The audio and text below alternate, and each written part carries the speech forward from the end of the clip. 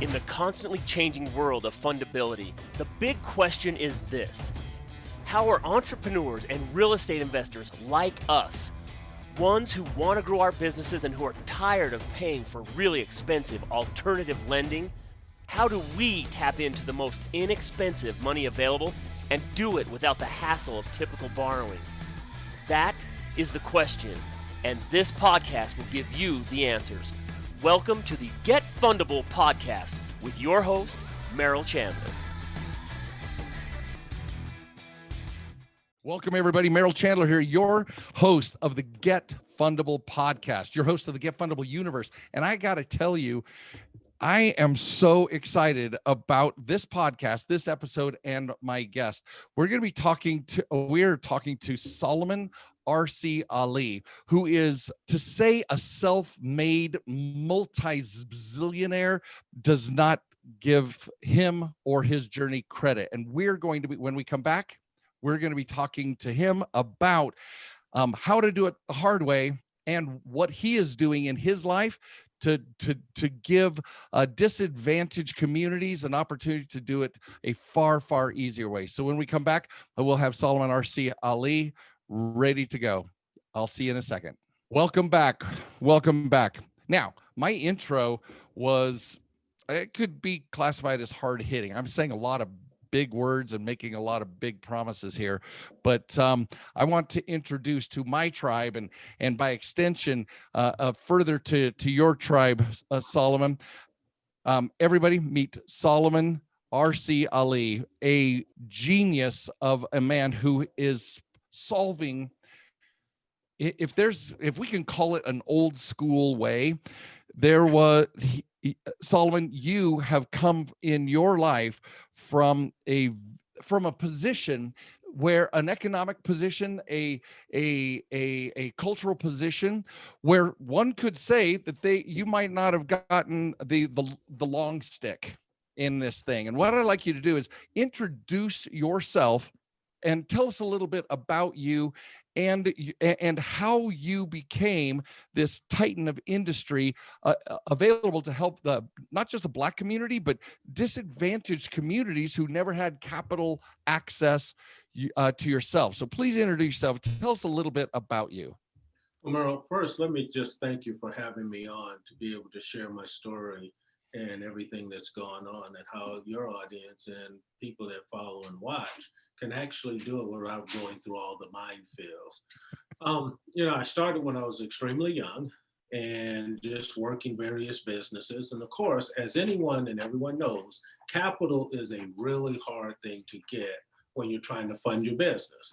And so if you don't have savings or reserves or a credit line or home equity line in your home or something of that nature, or family and friends that are pretty much well-to-do and have disposable income to actually lend to you, it's kind of difficult, especially for people who look like me, to raise capital.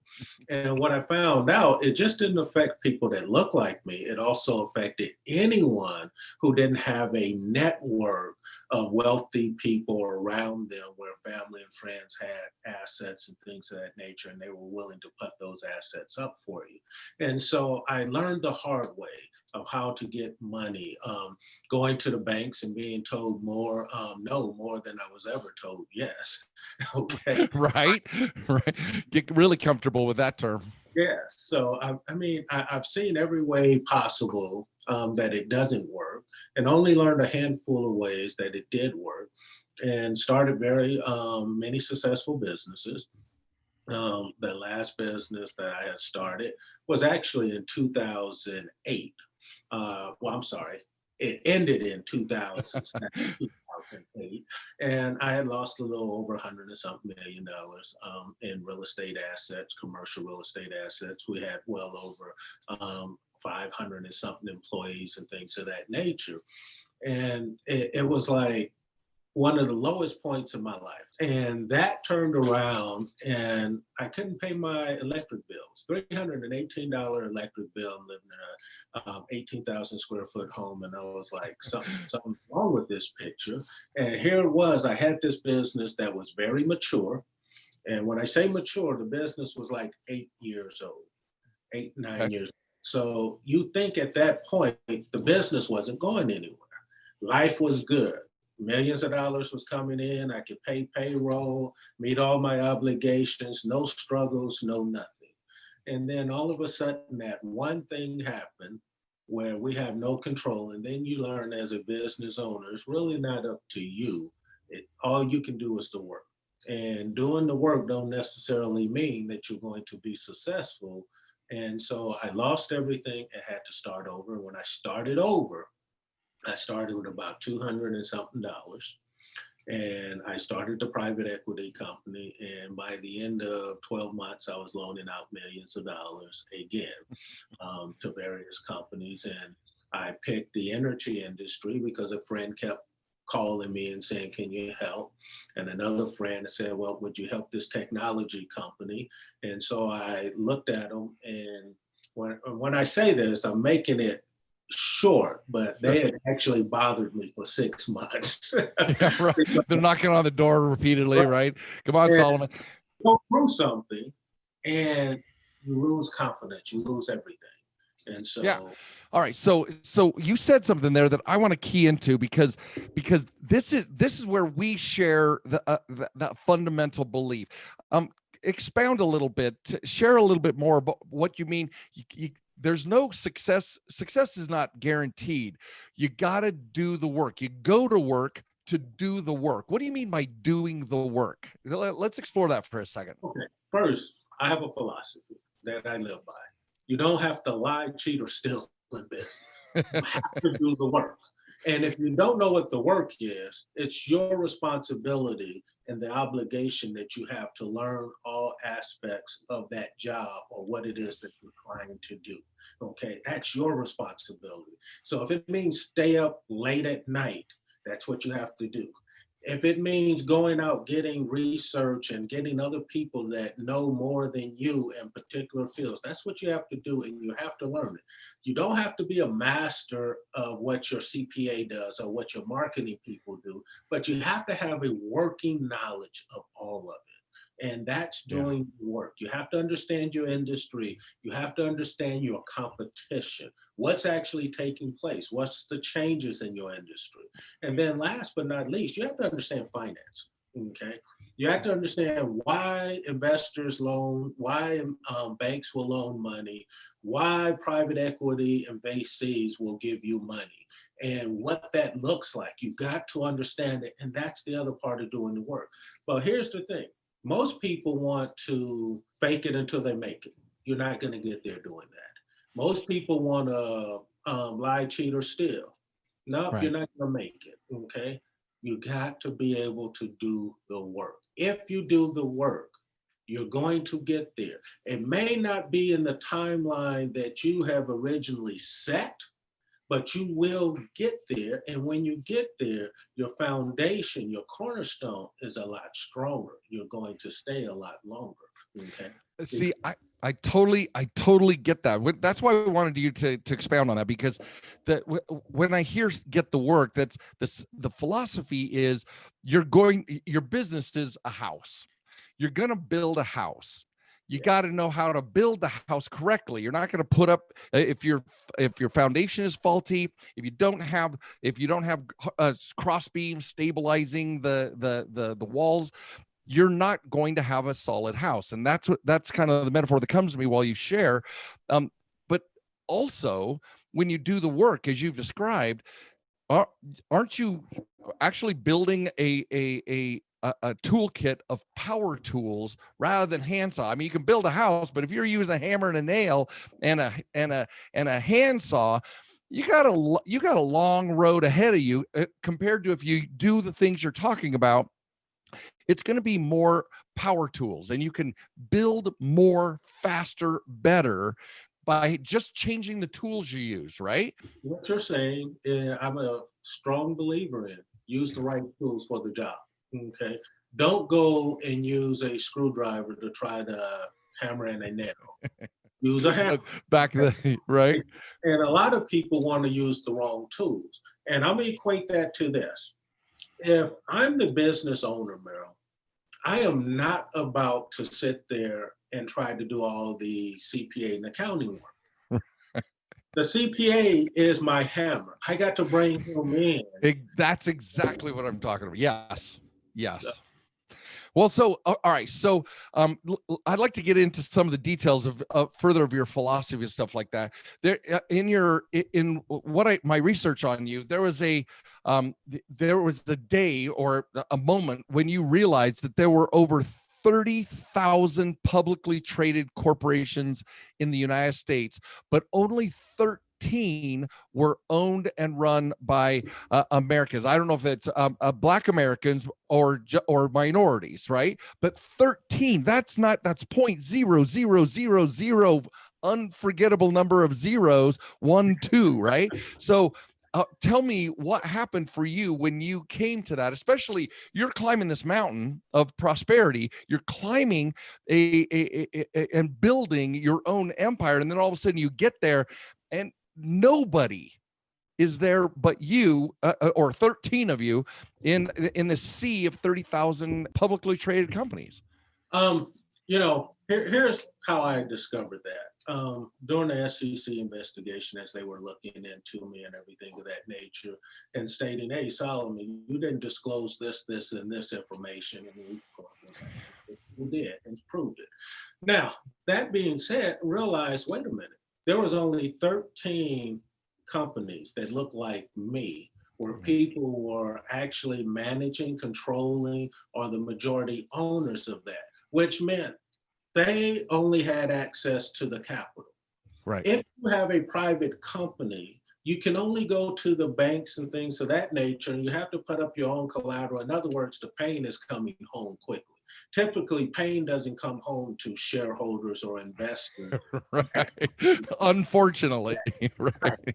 And then the other thing was to learn that, hey, we don't have access out.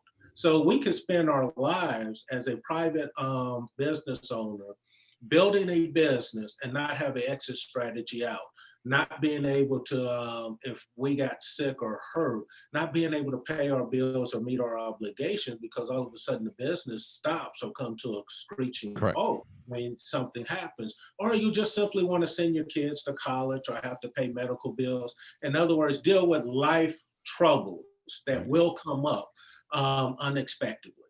If you're not in the marketplace, if your business, in my opinion, is not public, I use Amazon. Why did Amazon make it? Okay, we all know they started out selling books and things of that nature and being a server, but they made it 14 and a half years losing money. Correct. And people will always say, I don't know when we're going to make money. Basically, don't ask me. Okay. But because they were publicly traded, he always had access to capital to make up the deficiencies or his negative cash flow. Now we look at Amazon, and it's one of the, if not the largest company in the United States, if not the world. Right. And that was because they were public and constantly having access to capital.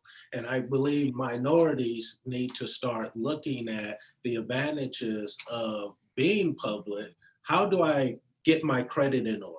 How do I get my business credit in order? How do I automatically understand what's happening in the new economy as we look at it with this new underwriting guidelines that's actually taking place?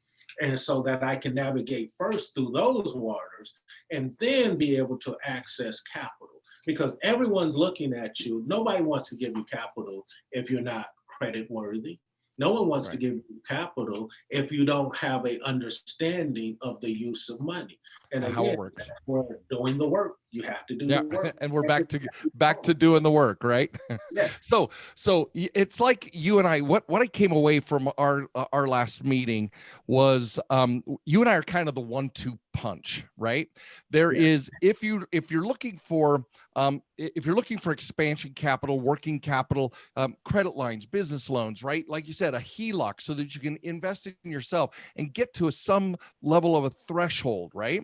But then there comes a time when you've built an enterprise that is valuable outside of you, the owner, right? That's what you've built. Is if you decided to, you know what, I'm out. Merrill and I are taking our loved ones. We're going to Tahiti. We're going to spend a month. I don't need to talk to a soul. your enterprise is going to continue to prosper and thrive because it is independent of you, right? But then, just like you're addressing, my credit line, the credit lines that we help people get, the business loans, the fundability we help establish is only going to go so far. Then it's like, how do we helped you launch your idea. Now where do we go? Which is so address that. Your consultancy is all about creating minority wealth. So if I give them a right jab, where does the left come in for the kill? How do you create or leverage their enterprise now and help them? Well, first, I would tell them to go to SolomonRCAli.info. Okay. And we focus on three primary areas: arranging funds. Okay. We arrange the funds and then we try to match everyone else. The other thing we focus on is when we consult, trying to put their package together, understanding if I'm taking it to a bank, what the banks are looking for. Why are the banks looking for this? Let's look at it. If I'm taking it to a private equity or a VC company, what are they looking for? Right. If it's got to go to the capital markets and it has to go early, what is the capital markets looking for in your company to make it profitable, to build wealth for not only yourself, but the people who are investing in it? And last, we try to teach and show investors who are looking for great opportunities where to look, why to look into those particular companies within a particular industry where they can make the greatest wealth. We all know the stories. If you invested in Facebook or Amazon and all these companies in the early age, right, you made a great deal of money if you're holding on to the stock today. Right. And so we try to teach people also how to do that as investors. Leverage time. According to the SEC, this is what they said in one of their write-ups when they were doing the report on me. And here's what they said. They said, you made the stock go up over 30,000%, but we don't believe it, basically. That's it. You caused the stock to go from an average trading volume of 3 or 4 million to over 300 million in trading. And they weren't really sure how I did that. Right. And here's what I say to them. You don't have to lie, cheat, or steal in business, people. You have to do the work. See, most people out there, they want pie in the sky. They don't want to do the work. They want to make up something by osmosis. If you do the work, you get there. You get the results. It's not necessarily that all the work is going to pay tomorrow. Sometimes you got to keep doing the work and keep repeating the same process over and over and just don't give up. And then you would actually be able to see what's taking place. One of the things that we created was the Minority Business Access platform. So all those little minefields I stepped in, people don't have to step in it. Save them from that.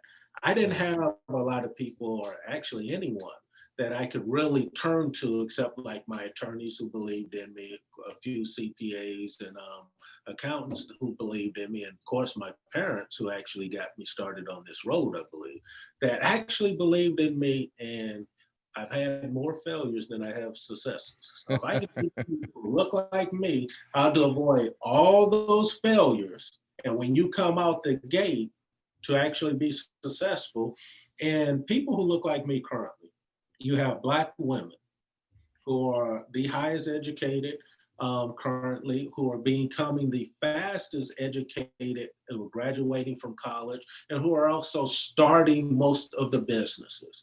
They're starting more businesses than anyone else, whether it's Black men, white men, any other nationality. Black women are starting more business. So, and they're also the primary provider at home. And so that's important. If I can help them to understand, credit, what does credit mean? What do you have to actually look at? And that's where you come in. Yeah. One of the things that I was just looking up one of my favorite, that person right there.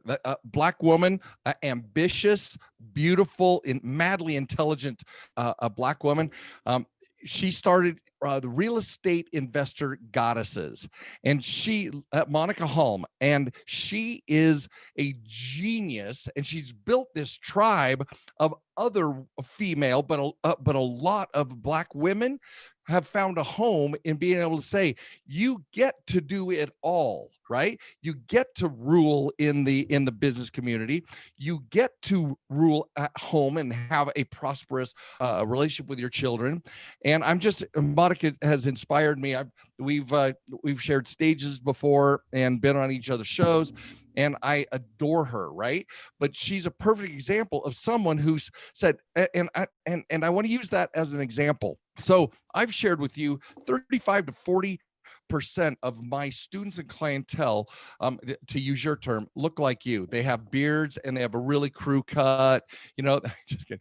So, and I am fascinated by, I've been doing this 30 years, but this phenomenon, building fundability, is speaking to the Black community in the last 7 to 10 years more than ever before. I mean, a spike has gone up in belief that it's possible, in the ambitions, this acceleration in believing that it's possible. What would you say is happening over the last decade that gave Black America a green light to say, stop right there?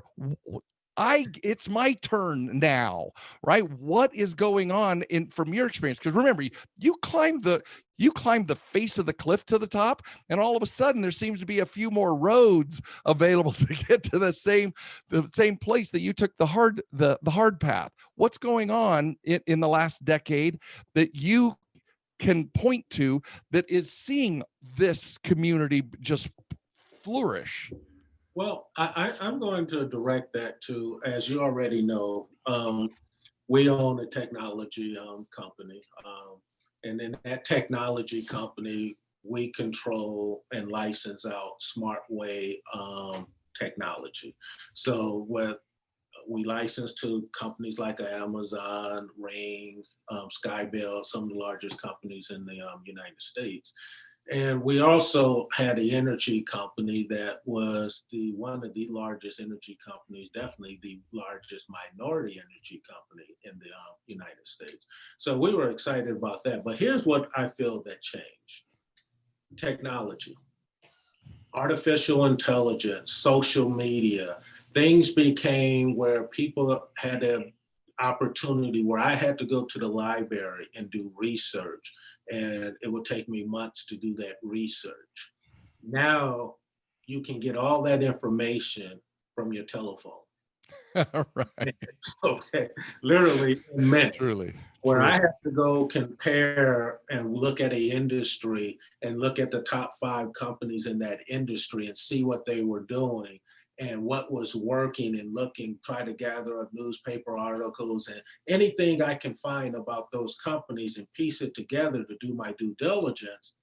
Now people have access to everything just through the internet. So artificial intelligence, I can put in there, hey, who's the competition for Amazon? Who's the competition for these various companies? And look at what they're doing and the differences, and it cuts everything down in half. And then I can change my business model. And this is, again, where doing the work is. You got to know what other people are doing. What are they doing well? What's making them successful? And then how can I tweak that and make it even better? So you can pivot to make a pivot to meet whatever your research bears out, right? Exactly. Because here's the thing. Everyone wants to have the best. So what you want to do is be able to over deliver. I'm going to use a poor analogy, but it's an analogy nevertheless. If I told you where to buy a Mercedes or where to get a brand new Mercedes, but the price was the same price of a regular Toyota, you would probably sit back and say, well, I'm going to buy the Mercedes over the Toyota for the same price. But you have to know about it. And the only way you know about it is when you're doing your due diligence and your research and you see, and it's like, oh, let me pack more in. So if company A is the leader and they're giving 10 things, well, maybe I need to give 12 to 13 things to create more value that is perceived for my customers. Okay, so along that line, creating value in this pivot. That, I mean, seriously, the Black community, the pivot of the entire Black community, because I've noticed it in the last 10 years. It is striking how many people come up to me after a presentation when we're doing in public. How many people attend my boot camps, and they are literally like, "What do I need to do? I want this money because my idea is going to rock." Many of our real estate investors, business entrepreneurs, et cetera, right? So I have a quote here, or I'm paraphrasing, which says, Black Americans are mostly consumers so far, not creators, and their buying power is growing every year.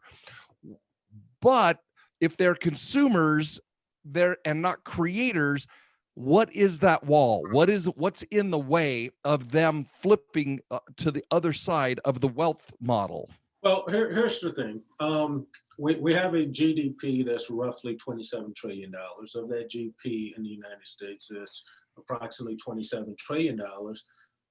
People that look like me are the consumers, and we're spending 3 to 7%. That's how much we spend. That's a lot of wealth. That means if we redirected that affects the economy. Yes. Not just the United States, but globally, that affects the economy. So how you have to now change is say, wait a minute, we're saving less money than any other race out there. Okay. Yes. By far. Now, I need to save more money and stop looking at the other side. And I need to be investing my money rather than buying something new. Maybe I need to join and pool my money together to buy the local laundromat, or to buy the local car dealership, or to buy something.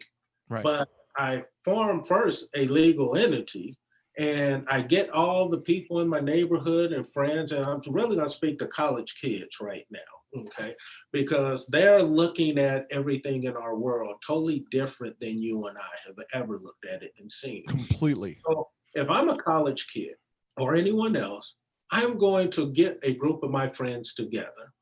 I'm going to look for those friends who can put a few dollars together. Maybe we go buy a self-storage unit, and we're going to have good credit, and we're going to work on our credit. And each of us are going to volunteer so many hours per year or a month so we don't have to have other additional labor costs to run that particular storage unit. And now the value of that storage unit is going to go up, because when you make an investment in business, the value, the equity in the business appreciates a lot faster than the equity in a piece of property. Now, my generation and prior to have been always told this: go buy you a piece of land, buy you a house, God ain't building anymore. And that's there ain't no more land. true. However, real estate only grows in value by so much per year, and totally based on the economic conditions that may be taking place within that region. And that affects it. So if I took the same money that I was buying for real estate and I bought a business, and I bust my butt and I did the work and I increased the value of that business, business can end up growing or doubling or tripling in value in the same amount of time that my real estate could see just a 7% growth rate.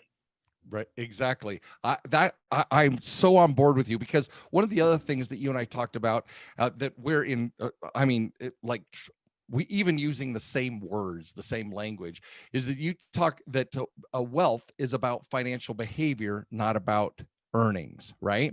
And and my entire framework is borrower behaviors, right? How do we fundability, the ability to attract lenders to where they're saying, I want to lend you as much money as I possibly can, because your behaviors that I can measure behind your back, I can see those behaviors, and I will give money to that behavior set, right?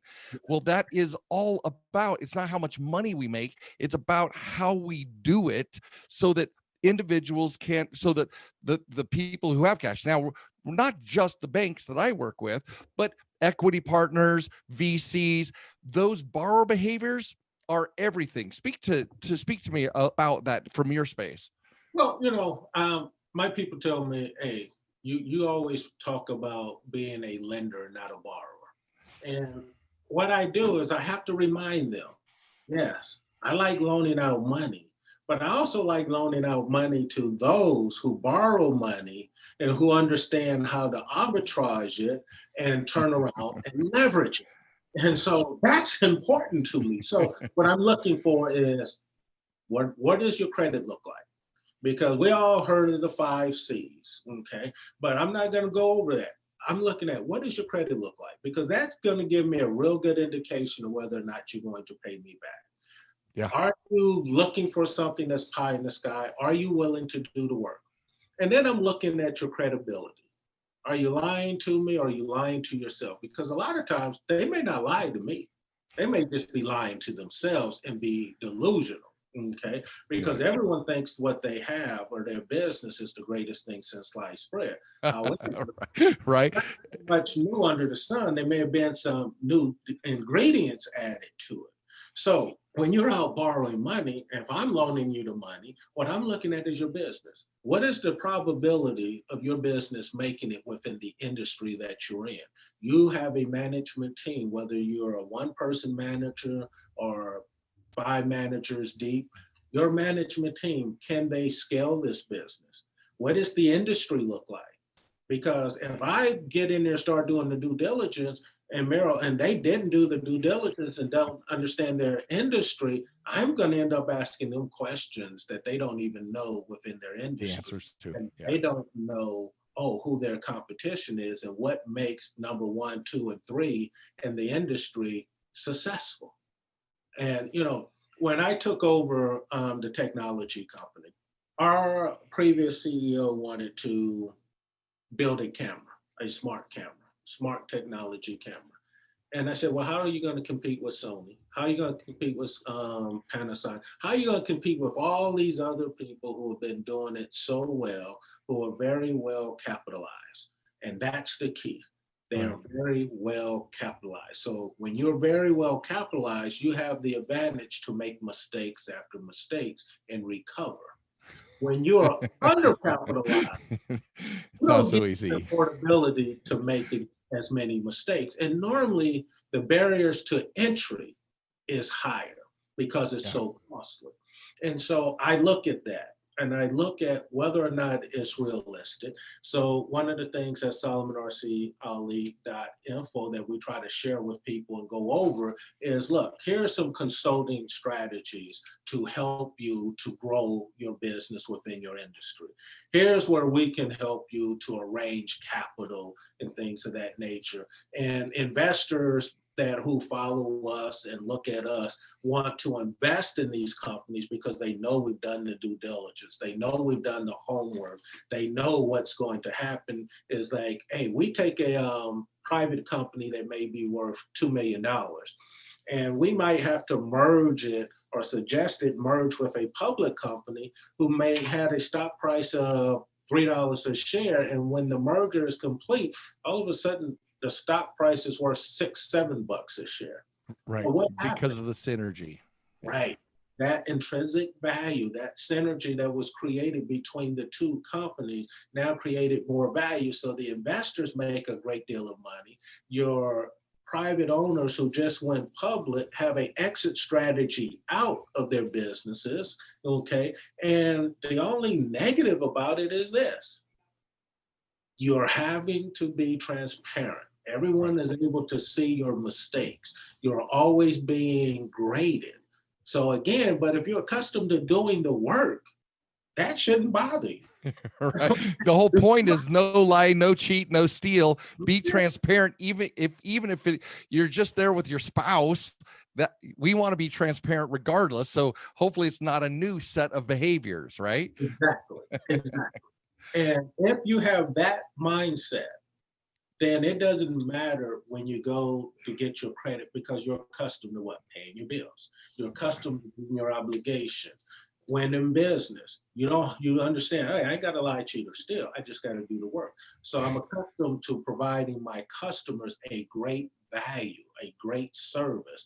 I'm accustomed to treating my employees and people around me and my vendors extremely well. And I'm thankful and grateful for those who have invested with me and took the ride along the side. So when you put all that together, you typically have a recipe of success. Yeah, brilliant. So, as we're facing the brick wall of time here, what will contribute to the financial liberation of minorities, Black America, Black women, to use the specific counts, because they kind of got at least in the cultural milieu we live in right now, they're both female and Black, and so and yet, like you said, they're the ones who seem to be prospering, or at least an ambition that is amazing to have watched. How do you see us financially liberating Black America? How do we get them to believe that there is a road to the top? You don't have to scale the face of El Capitan in Yosemite like you did. One of the things I would say is this, and I'm gonna be a little biased because I have a book coming out in 2021, and it's going to share a lot of the stories and things of that nature and what those pitfalls have been and what to avoid, whether you're talking to a VC, a bank, how to avoid it. What does a good deal look like? Now, that being said, please tell them to get my book though. Okay. Yeah, no, we'll hit your book up at the end. Absolutely, let's get them a link and everything. Now, that being said, here's the thing. A lot of people like to start a business from scratch. I don't believe in that anymore. After 34 years of being in business, I don't believe in that anymore. What I do believe in is this. Let me first improve my credit worthiness, first and foremost. Let me improve my personal financial position. That's the second thing. And then third, let me partner with a group of like-minded people. Okay, I don't care what color they are or anything like that. A mastermind, got it. Yeah, a mastermind. They must be like-minded. And now, if I want to go into manufacturing, okay, rather than starting a manufacturing business from start, let me find a manufacturing company or something right along that I can purchase. So now I can leverage my credit, my friends and things of that nature can pull in and own a piece of the business, and we can leverage that and own something that we can create value in. Okay. Got it. And so that is what I would try to teach and share with people. You know, the thing that Black women are being educated and are getting their education is extremely helpful because they have a huge network. And let me say this about women. Women, unlike men, do a lot more what? Communicating. Collaboration. Yeah, you're right.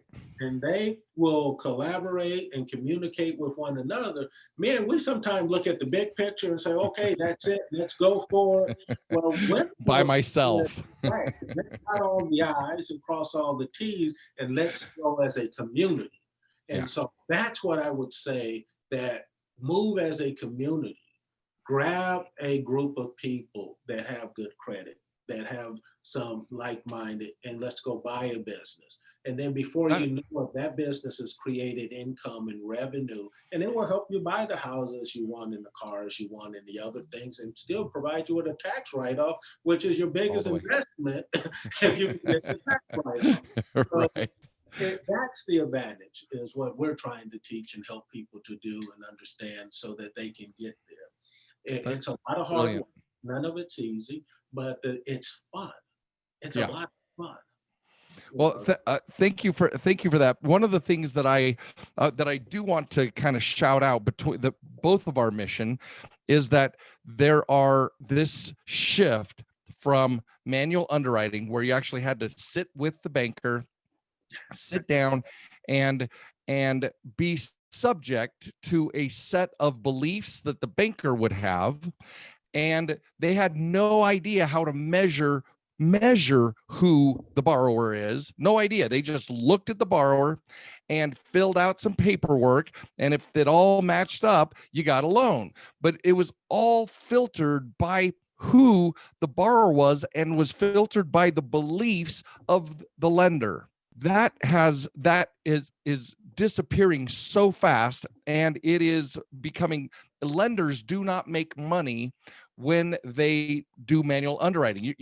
In small business, Solomon, you have to have, it's got to be a minimum of $1 million loan for it to even be worthwhile for a branch officer to do a manually underwritten small business loan. Well, let me say this. I am so glad that it's moving to a computer approved system, because for so many years, when they sit there and they talk to me, racism never played a part, but it played every part. Right. They looked at me, they judged me. If they couldn't relate to me or something of that nature, or they didn't understand me, everything played a part, from how I spoke to what they saw, to where I live. Okay, everything played a part. Now, in our new society, a computer approved system where plugging in numbers, it's very important. It's no longer the old system, it's the new system. You got to understand what they're looking for and what that system is looking for. And that system is not looking at a skin color anymore. Exactly. And I think the biggest one in there, of course, we've had just this centuries of deep rooted racism, sexism, gender, all of the isms, right? The issue is, what you said was, they couldn't relate to me, which is, I believe, is the root of all of the isms. I can't relate to that other person, that other belief system, that other race, that other neighborhood, whatever it was, right? They couldn't relate. And you nailed it when you said that, is that when you put into a computer a bunch of data that they can measure what you do and not who you are, we remove all those impediments, all those lending blockages, because ultimately the computer doesn't care, and it relates to your behavior. It doesn't relate to who you are sitting in the chair across from the lender. And that is so key. And I want my tribe, Solomon's tribe, I want us to, it is a new dawning day. And moving into 2021, we have an opportunity, because COVID, one of the great blessings, as though it's been a tragedy for so many people's lives, but one of the great blessings of everybody having to shelter in place and isolate and not go to bank branches and not do business out in the world, is that lenders finally have the financial incentive to complete the transition to open a checking account remotely, open a credit card remotely, open a credit line remotely. So bank branches, they closed 4 Wells Fargos in Salt Lake City, 4 Wells Fargo branches, because of this this shift in the model. So their pivot is our profit, you guys.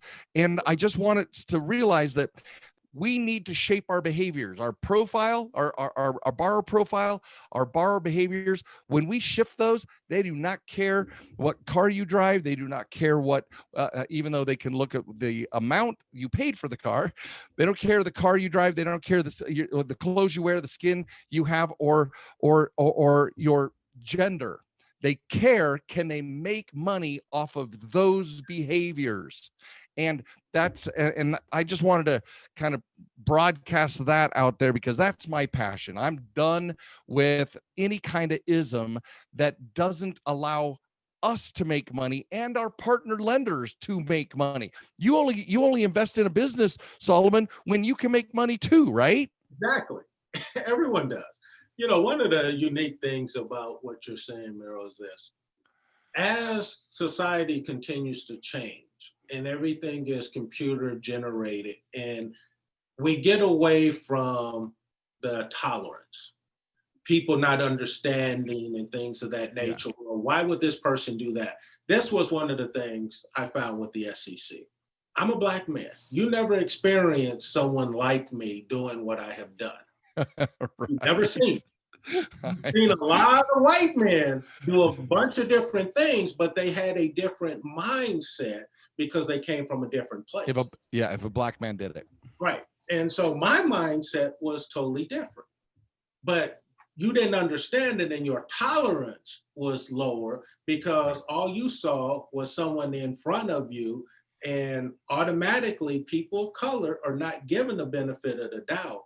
Correct. Not listened to, they're automatically accused of doing something wrong. And that's why it's so important to anyone that looks like me in business. You do not have to lie, cheat, or steal. Do the work. Correct. No do the work. I love it. Do the damn work. All right. So that spawns in me this this idea about how we can. All right. So kind of tell us a little bit about your book, where people can find it, and how and what's the take home message when they're done, when they close that last page. What's the take home message for that new book of yours? Well, I can't give the name right now. They don't want me to. Shh, you heard it here first, people. The book comes out in late 2021. Okay. You'll be able to go to my website, solomonrcali.com, and it will be in pretty much all the stores and everything of that nature, according to the publicist. And what they will take from it is, I've already chopped the road in the path in the forest. All you have to do is go to the forest and follow the path that's already been cut to get to where you're trying to get to. And I don't care what business or industry you're in, it will be able to lead you to access to capital that you need to be able to fund your business and to continue to grow and be successful. That's perfect, because that plays right into what you said just a moment ago. Imagine you talked about tolerance, right? And if you have low tolerance or high tolerance, but think of the word. I mean, just think of the word. I'm tolerating something. That means like it's a bitter pill to swallow. It's an unpleasant experience to even use the word tolerate. Oh, I have a high tolerance for other human beings. I mean, that's just insane. But it's what our culture has been, right? But now imagine any lender, the word tolerance doesn't go with fundability or profit. You're like, I'm going to tolerate a 10% ROI. You don't speak in those terms when it comes to profit and numbers. So the variability that you're talking about, they would tolerate you when you sat in front of them to see, all right, I'm going to do my best to be a good citizen and look at everything this guy's presenting me and do, but think of automatic underwriting software does not tolerate. It's looking for opportunity to invest, right? It's looking for an opportunity to invest. In fact, if you look at the FICO algorithms as they measure score, it's kind of like everybody starts out at an 850 perfect score, and there's what takes away from it. You're perfect. You're just doing behaviors that don't make you fundable, right? Where somebody doesn't want to lend to you. So I'm so glad you brought up the tolerance thing, because human beings are sometimes we're just dumbasses, and we just don't, but a software program, the software is looking for investment opportunities, and it just wants to measure, again, I say, what we do, not who we are. And that's what I'm all about here. So yeah. All right. So what, how can we get, you gave us two websites. There's the solomonrcali.info if individuals want to kind of explore what you do in the world, what you offer, right, for small businesses. And then there's solomonrcali.com, which is kind of your site, right? It's just the solomonrcali.info. .info. Okay.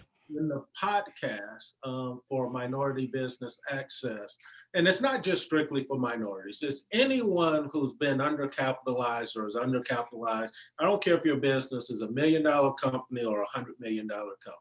Okay? If it's undercapitalized. If it's undercapitalized, you're going to get some help to show you exactly how to access. That's being the true minority, is being undercapitalized.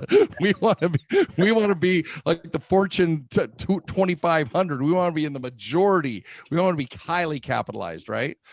Awesome. Anything you'd like to say to your tribe or mine, just about from your heart space, about what possible if they do the work, right? Just speak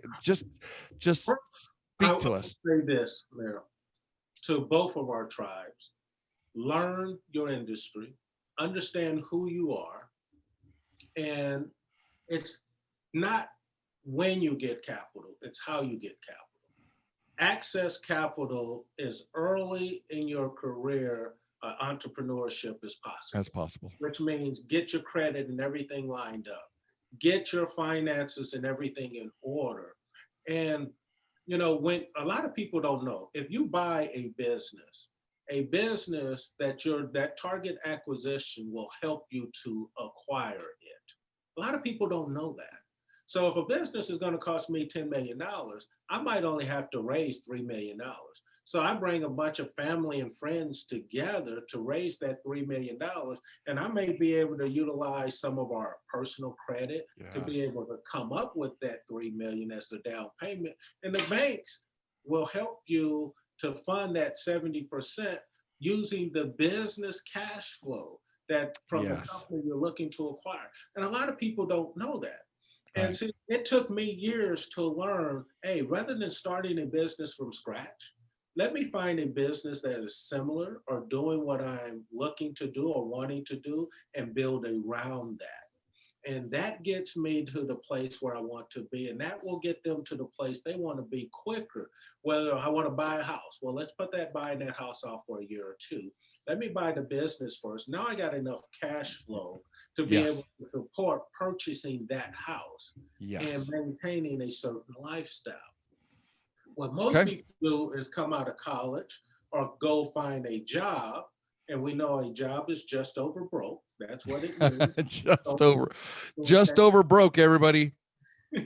And then they go to work, barely being able to make ends meet, and wonder why they can't live the American dream, because you made a bad choice in where you chose to apply all your talents. Apply your talent and trust in yourself and believe in yourself and bring good people around you to help you. You need the consultants.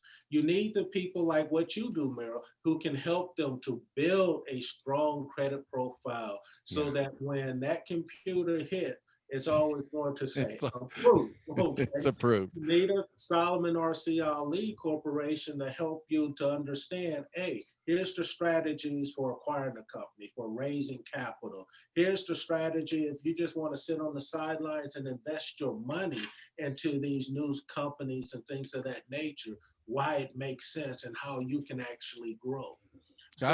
Get the professionals that you need around you. All right. So I just had a huge aha. You're saying that instead of picking up the consumer things, the house, the really nice car, the things, invest in yourself, it's almost like build the engine of a business or investment in business, investment in yourself as it pertains to business. And then a year later, 2 years, 3 years later, then you have built an engine. Now you can drop it into a car and win the Daytona 500 because you've built the engine first, and that will last you the rest of your life, right? So that's brilliant. Yeah, and it also gives you an inheritance to pass along to your kids and family members, things of that nature, rather than just passing a house. And I mean, most people, look, they don't get into taxes, okay? But the inheritance tax, you pass a house and that on to your kids, and all of a sudden they're hit with about a 40% tax inheritance. Yeah. Okay. Now you pass the business on. I can begin to transfer that business ownership and making them shareholders and equity owners in that business early. So now I pass away, and guess what? They pay no taxes on it. Yeah. Still passed away and Yeah. left them something. Yeah. But I want to leave them with trying to figure out, oh, do we have to sell the house and Right. to pay Uncle Sam? Yeah. That makes no sense. I totally get that. Build the engine, and it will just spin off all these big wins, right? So that's brilliant. Well, they come to my website. I'll yeah. be able to help them at SolomonRCLE.info. .info. Is very well trained, and they know this really well. Awesome. Well, it's Solomon, man. It is so. I'm so honored to have you here, share some time with me today, and once again, there's just an easy, natural. We're looking at the market. You're my big brother, because you are the capital. You're the big capitalization. I'm getting these credit lines down here, right? But it's just leveraging, being able to, like you said, if you've got a HELOC or you've got $500,000 in the ability to loan that much, you can take it to a business and be part of one of those cooperatives, right? We need to, us men need to follow the women's lead here and collaborate on some of these small and buy businesses rather than start businesses, right? So I think that's genius. I would like to say something. I know you're short on time. Oh, no, keep going. We got you. When you and I spoke on my podcast, you're the man, okay? You've gone out there, you've figured out this credit thing. You've been one of the only people amongst the lenders that are sitting there understanding how and what it is that they're trying to do to the average consumer so that we can have a stronger and a better impact. And so I am very touched and humbled because of everything that you've gone out and done, because you've had the shoulders to do it. I didn't have the shoulders to do that. And you sat there with them. And, it's like, that's the stuff that people need to know. Yeah. What makes that important? That journey that you did when you sat there amongst those lenders and understood how the FICO scores were being arranged and what's going into it. And then you sat there with the government and said, hey, wait a minute, what about this? Those things are important. So you're the leader and the expert in this field. Thank you. Between us, we're a double threat, right? Between us, we're the double threat. Thank you very much. That is very, very kind. But just like you, this is my passion. It's like saying, hey, Merrill, congratulations on your brown hair, right? Or now it's gray. Congratulations on gray hair. And I'm like, you're welcome. I thank you, because it's just who I am, right? Just like it's just who you are, and it's a delight to be able to push these envelopes and know that there are other generals in this erstwhile battle to create opportunity for people who've never had opportunity before. So it's an honor to be with you and share this time, Solomon. Well, you're being totally modest, because to walk those journeys, and I know to sit up there in a government agency, I know what that feels like.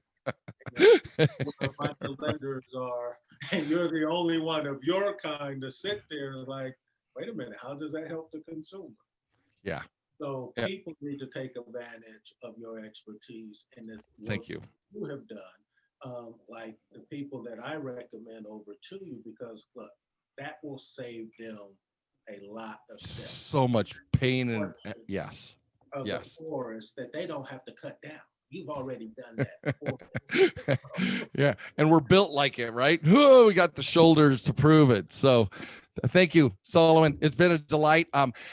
Tribe, both tribes, but my tribe, make sure that I always give you homework. So go check out SolomonRCLE.info. And just the second you hit that page, just start tooling around, because he has opportunities. He's looking to capitalize companies, but you got to be in a particular space. You've got to have done the work. This isn't free money, but it's a it's a free opportunity to leverage and go to the next level. So go do your homework. Make sure that you guys do the work, to quote Solomon. Again, Solomon, pleasure. It's been wonderful spending the afternoon with you. And let's I'd love to have you on again. I know there's way more for us to talk about. Fair enough? Fair enough, Merrill. Thank you so much for having me on, allowing me to share my story. Absolutely. Thank you, sir. Thank you. Bye-bye. Thank you for listening to the Get Fundable podcast. Please leave comments because Merrill would love to read about your aha moments from this episode.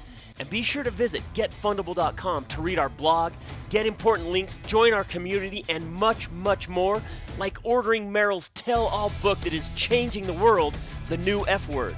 And you got to tell your friends about this podcast because we want them to get fundable too.